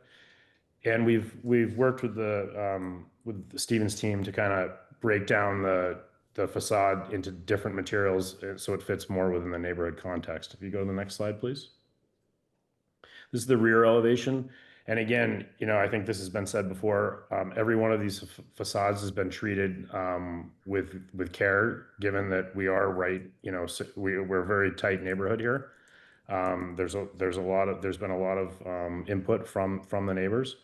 And you can see there's this rear courtyard area is going to be accessible from a ramp and stairs on either side of the site. Go to the next slide, please. This is the Rogers Street elevation. You can see that big glass area on the front. Preble Street is on the left. The front of the building's on the left-hand side of this elevation. We've added a lot of glass to the entry area to emphasize that residential entry, and then the garage entry you can see is kind of tucked there around the corner. Go to the next slide, please. Thank you. Then again, this facade's been treated with care. There's a bike room with a lot of light for security on the right side of this. Preble Street is on the right side of this elevation. And go to the next slide, please. And now this is a view kind of looking from Preble at what will be that residential entry. Go to the next slide. And this is the same view as proposed with that residential entry there. See Preble Street in the front, Rogers Street on the side. Good.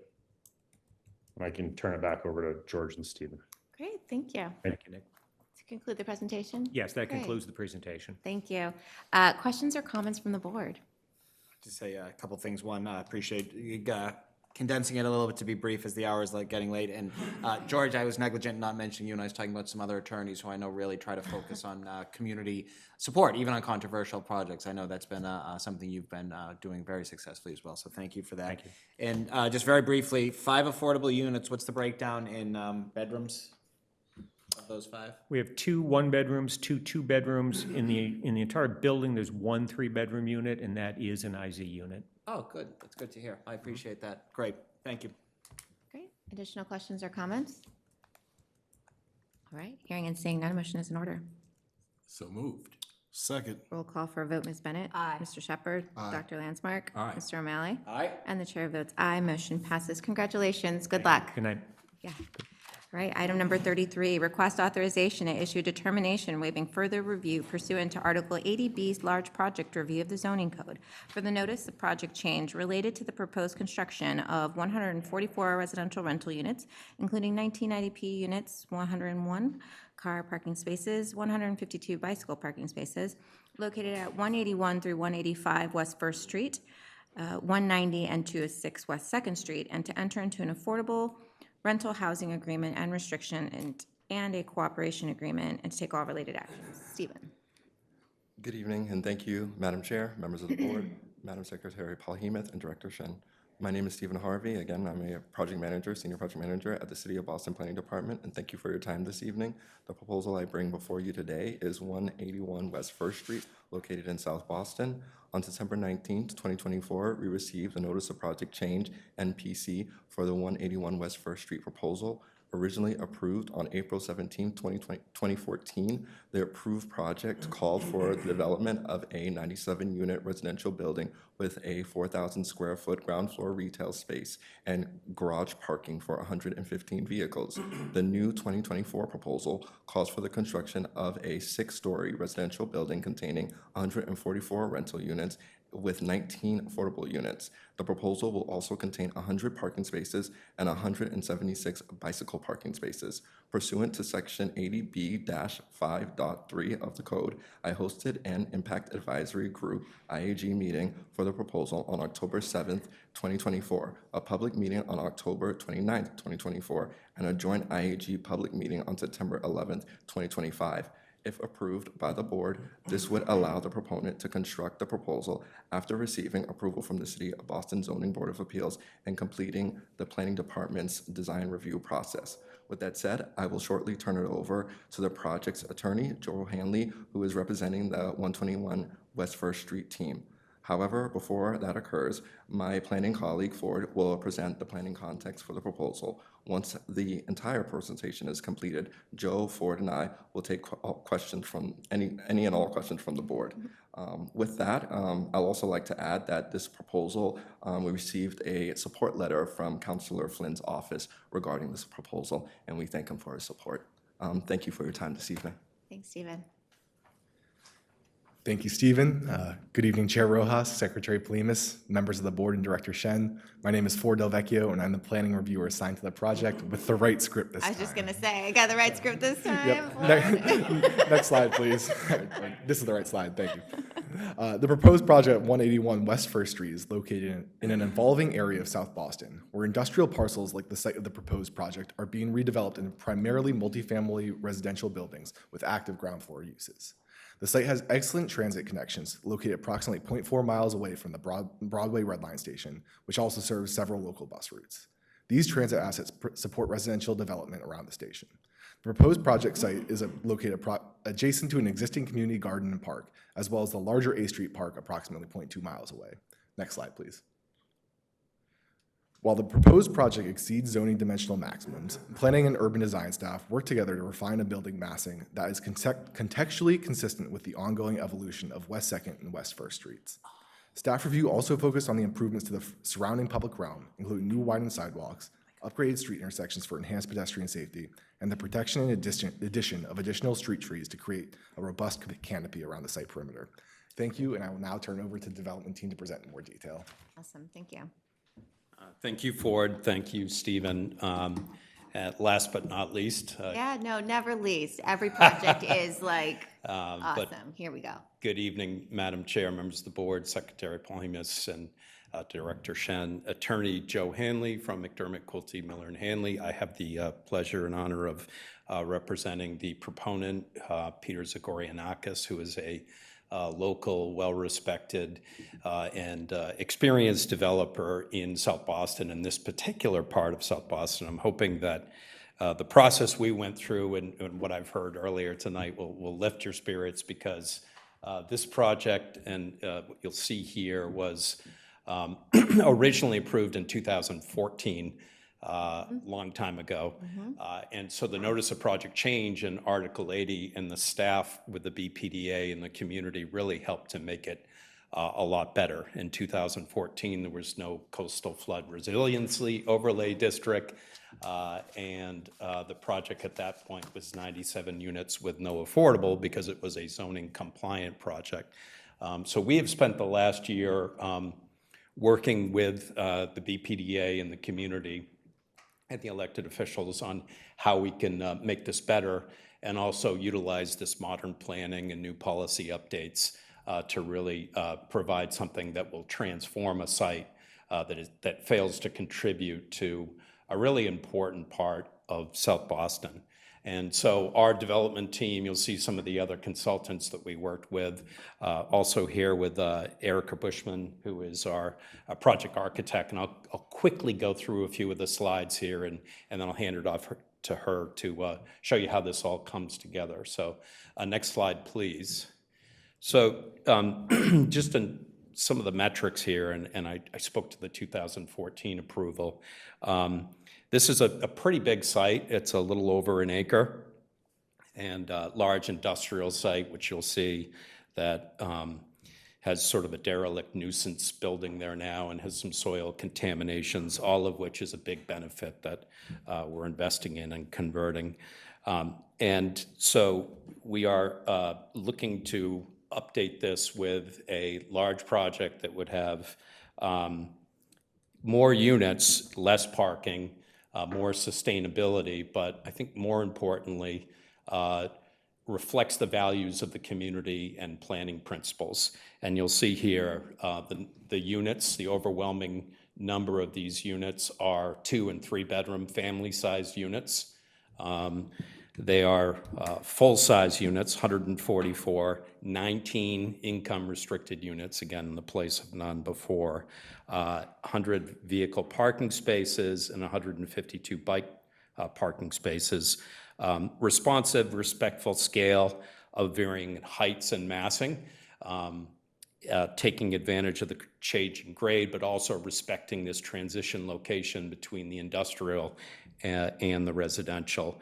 And less than 60% lot coverage, so that we can provide also our own courtyard open space. The other thing I'll say that has changed since 2014 is there was a DPW lot next to us, and as part of a development that was turned into a community park, Mahoney Park, it's called, on 2nd Street, and also a community garden. So we have worked very closely, and I just want to thank the Friends of the Park. We've worked closely with them and Seth Reisman and the BCDC because of the scale of this. This project has really gone through extensive scoping to make it fit and work with the community. So next slide, please. You'll see, just to take you quickly around, you'll see the lovely building with the graffiti there, the pink building. It was at one point an asphalt plant. It is obviously distressed, and you can see that the intersection of C and First Street, this site runs, it's a through site, so it runs to West 2nd and to West First Street along C Street. Why that's important is the grade goes up, and as you go to 2nd Street, you go into the residential section of the neighborhood, what's called the lower end of South Boston. And so we're using the grade and respecting those existing as-built conditions to kind of step down in a way in varying heights and massing. And to the west is the now community gardens in the park, and we've done responsive measures there to mitigate and offset those impacts. And you can see the current situation, not just the status of the site itself, but also the sidewalks are inadequate and narrow and not accessible. We're making a huge investment in the public realm as directed through the BPDA in the process. So a lot to be pleased about, and I want to thank the members of the IAG who provided a lot of guidance, many of whom supported this, as well as Councilor Flynn and the South Boston elected delegation. Next slide, please. So we're within a walkshed, which is also consistent with modern planning. You'll see in the little orange hash there within the radius is the site. Immediately nearby is the MBTA's Broadway train station. And not only are we programming this as a transit-oriented program, but also enhancing pedestrian connectivity and safety in and around the site. And the final thing that I'll say, and hopefully maybe Member O'Malley will have a question, but I did hear that a comment about, whether you're ready, whether it's EV ready or for renewables. This is a really exciting, sustainable development. It's a carbon net zero project, all electric. We are also committed to 100% renewables for the common load, and also through the Green 100 program to install those meters. We have installed PV kilowatts on the roof from day one, and it is also both LEED and passive house certifiable. So we're really excited that really the dividend of all the work of this agency and planning over the years and with the community, that we're able to deliver something that we think will improve the status of the neighborhood at this location. So I'll ask Erica to show you how it works. Thank you. Thank you, Joe. All right, thank you, Chairman and board members. Okay, so this is a overview of how the massing of our building fits in the neighborhood. To the south, along Second Street, you can see we have the residential, and then there's the transitional zone, which is the block that we fit in, where our building is relative to, in height to the other buildings around it. And then where along First Street is the industrial zone. So, next slide, please. Thanks. So then this is our site plan, so you can see from a plan view how we fit in around the park and about First, Second, and then C Street. We put a great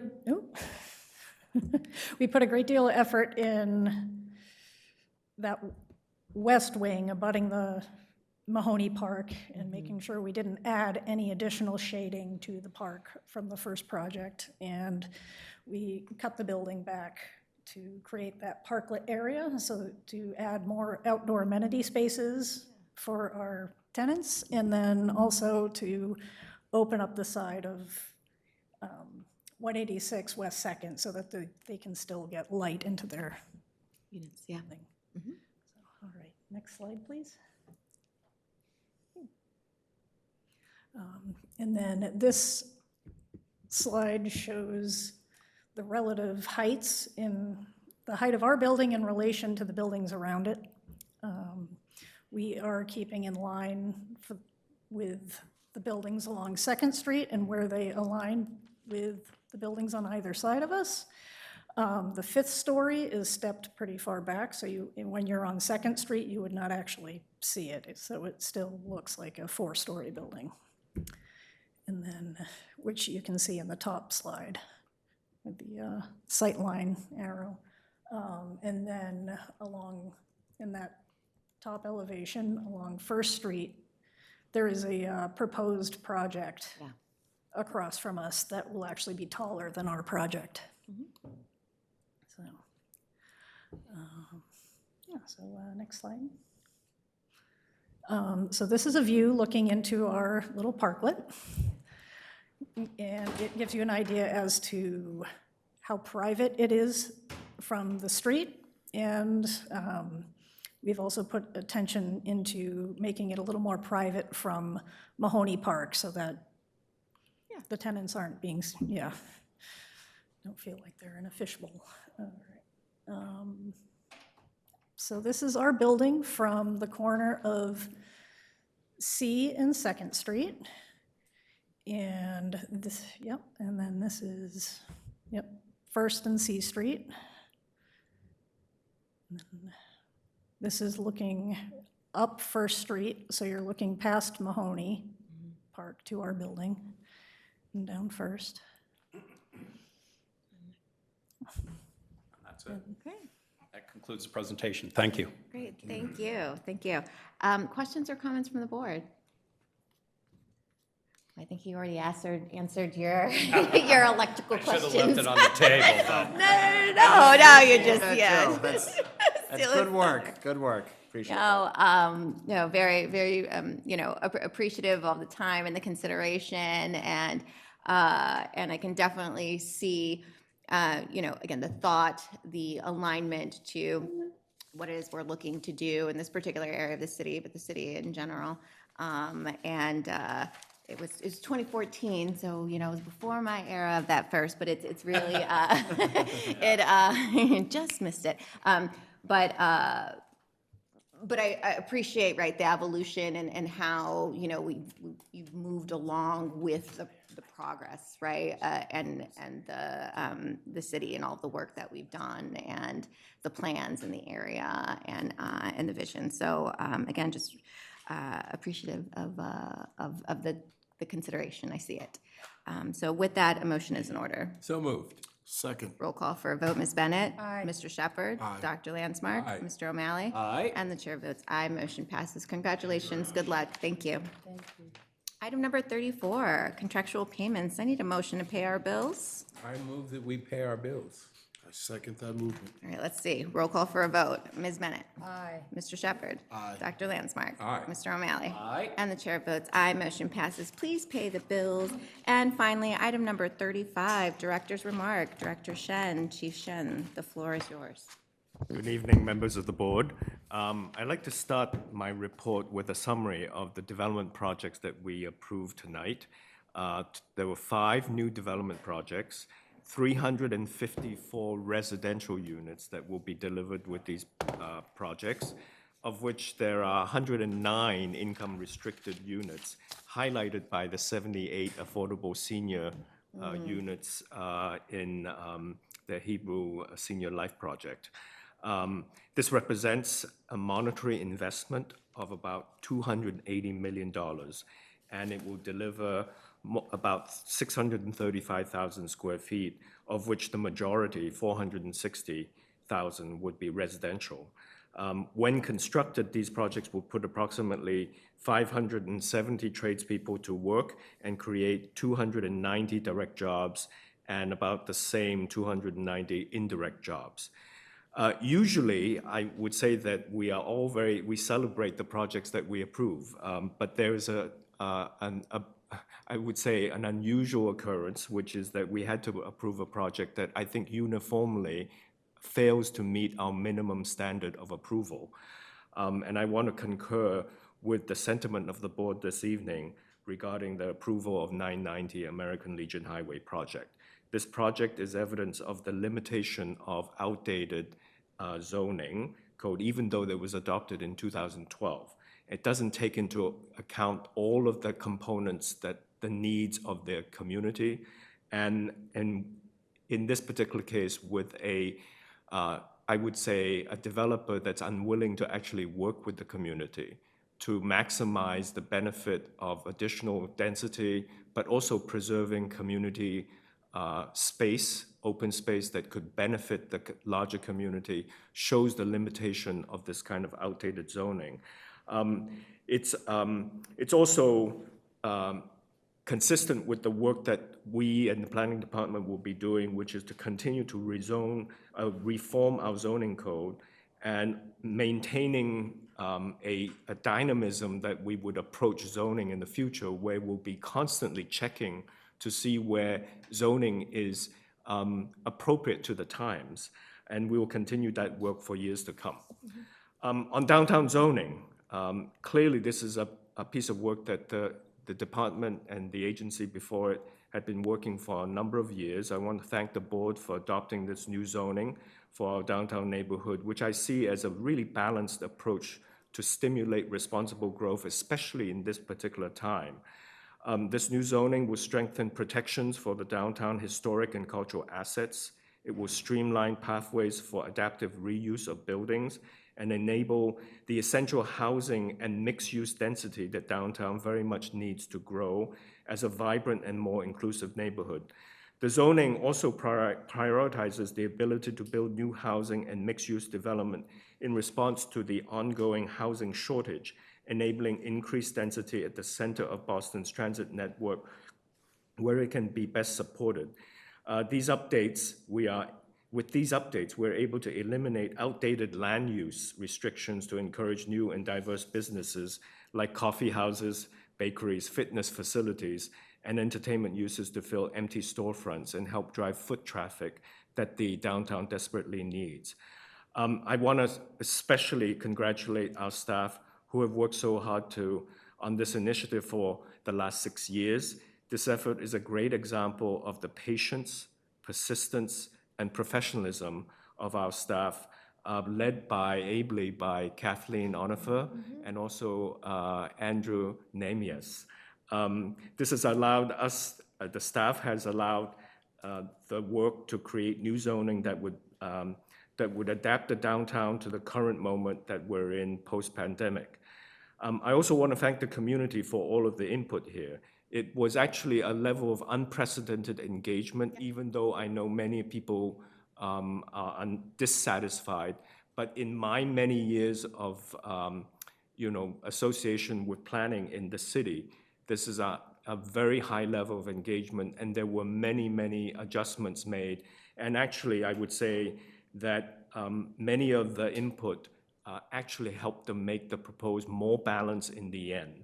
And I would say that There were many, many letters, but in the end, it was almost half in support and half on the other. And I think actually this notion that we have genuine disagreement on what the best policy might be is a part of it's representative of the vibrancy of our community, in that we engage in a debate about what our best ideas for the future of our city.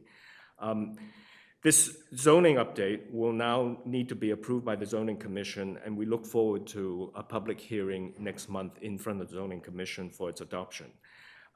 One of the nicer elements of today's board meeting was the effort and initiative we have on Winter Street. This exciting event coming up next month that will be opening a kind of tactical urbanism along Winter Street in downtown Crossing. Thank you for the board for approving it. This event will be known as Color Flows on Winter Street, and I think the staff showed the sort of little brochure that we created to promote this, which will actually bring additional activity and foot traffic into downtown Crossing. Winter Street will be transformed by colorful art installation, food trucks, interactive events, and cultural programming. This is part of the city's Boston broader effort to reimagine how our streets and pedestrian zones can be safer, more engaging, and enjoyable for all. And it builds off of the recommendations of the Boston Design Vision, which this board has had a presentation on, which was adopted last year and created by our very talented Urban Design Division. Programming in the Winter Street, this Color Flows, will take place daily from 11 a.m. to 6 p.m. and will also include 3 large-scale events over the course of the 6 weeks. We've also been coordinating with some of the downtown businesses so that it will hopefully enhance foot traffic to some of the existing restaurants along Winter Street and Summer Street. I invite board members to join me at some point to all experience this tactical urbanism. I'd like to conclude by highlighting the board's approval of 2 certificates of completion this evening, and to celebrate the many benefits that these projects will have delivered. The first, of course, is Old Colony, Phase 4 and 5, and it will provide a total of 208 units of deeply affordable homes available to households earning no more than 60% AMI. It will also provide an improved public realm that include pedestrian paths, open spaces, and courtyard. And finally, the new Sweeney Field project in Mission Hill will provide $156,000 in linkage funding towards affordable housing, $24,000 in linkage funding towards job training. And of course, there are a number of improvements to streetscape and pedestrian realm around the project site, as well as some adjacent streets. Working with the Tobin Community Center for Mission Hill Youth, there's been a summer youth sports program that has been subsidized by this project. Also upgraded computer equipment and lab in the Mission main community center. It's also delivering training for local residents for employment in the construction trades. And then finally, there are some additional programs that will serve Boston's youth. So I always love to end with the certificates, because it's at the end when these projects are completed that the community can see the full benefits of these projects that you as a board have approved. I want to thank you for your patience tonight and supporting these important projects that will continue to make our city vibrant and more inclusive. With that, I conclude my report. Thank you. Great, thank you, Doctor. All right, well, that was the last item. I need a motion to adjourn this meeting. So moved. Second. Roll call for a vote. Ms. Bennett. Aye. Mr. Shepherd. Aye. Dr. Landsmark. Aye. Mr. O'Malley. Aye. And the chair votes aye. Motion passes. Meeting adjourned. Thank you very much, everyone, and we'll see you next month. Thank you. Thank you.